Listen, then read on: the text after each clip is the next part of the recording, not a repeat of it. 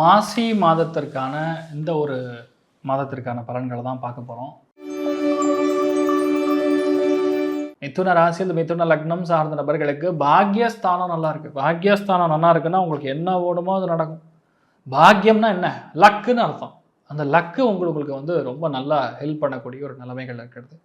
மெயினாக இவ்வளோ அளவுக்கு லக்கு ஃபேவர் பண்ணுச்சுன்னா உங்களுக்கு என்ன ஓடுமோ அது நடக்கும். பாக்யஸ்தானத்தில் எவ்வளோ கிரகங்கள் உட்காந்துன்னா தங்கமான டைம் பீரியட், நினச்ச காரியங்கள் கைகூடும், பிளான் பண்ணால் நடக்கும்.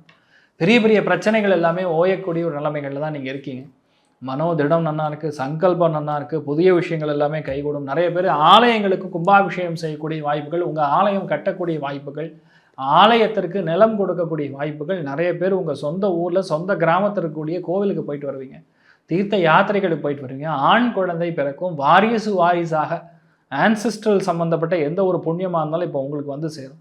பொது விஷயத்தை தர்மகர்த்தா மாதிரி ஒரு காரியத்தை நின்று ஜெயிக்க போகிறீங்க. வெளியூர் பிரயாணம், வெளிநாடு பிரயாணம், தூரதேச பிரயாணம், வெளிநாட்டில் போய் செட்டில் ஆகிறது, வெளிநாட்டில் வேலை கிடைக்கிறதுங்கிற மாதிரி சும்மா பட்டாசாக இருக்குது.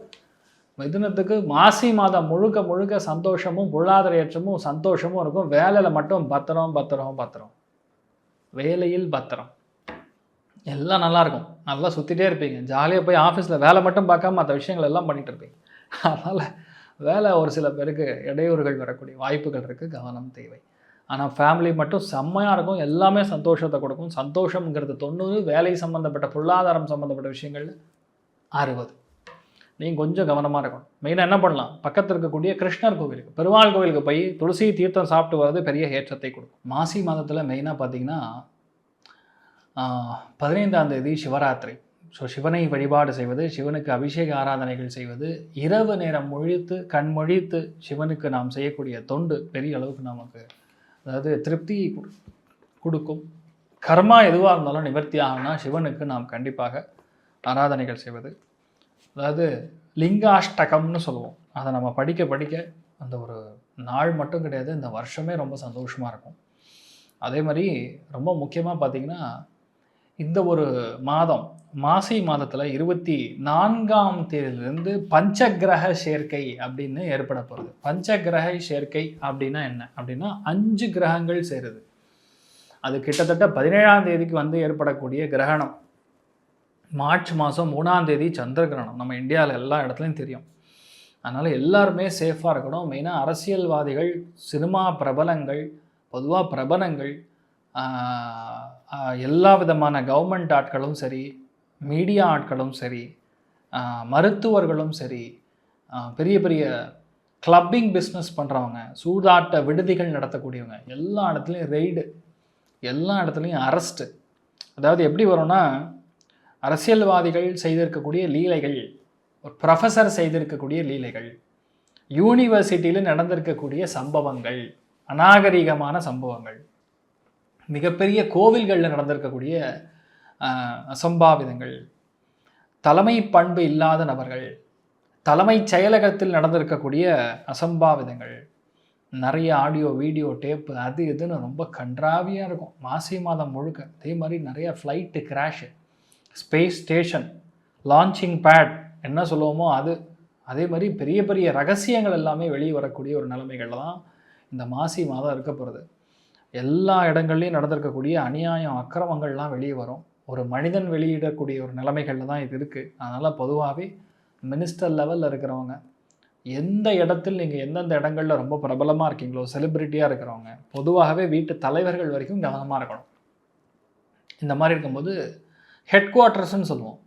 டெல்லி ஆகட்டும், ஃபினான்ஷியல் கேபிட்டல் மும்பை ஆகட்டும், தமிழ்நாட்டில் சென்னை, பெங்களூர், அதே மாதிரி குஜராத்தில் அஹமதாபாத், இந்த மாதிரி நிறைய இடங்கள் பெரிய அளவுக்கு பாதிக்கப்படக்கூடிய வாய்ப்புகள் இருக்குது. நிறைய இடங்களில் பிரச்சனை அப்படி ஒரு பிரச்சனை.